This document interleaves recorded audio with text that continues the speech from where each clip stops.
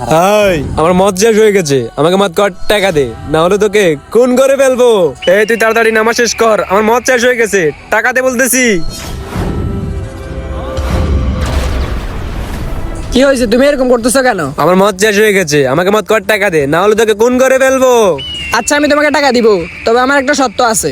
বল কি সত্য? আমি মদের জন্য সব সত্যে রাজি আছি, বল কি সত্য?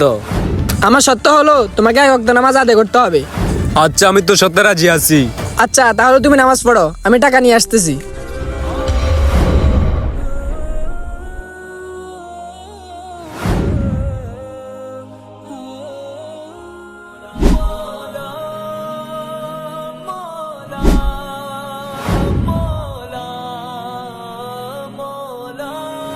এই নাও ভাই, তোমার মদের টাকা।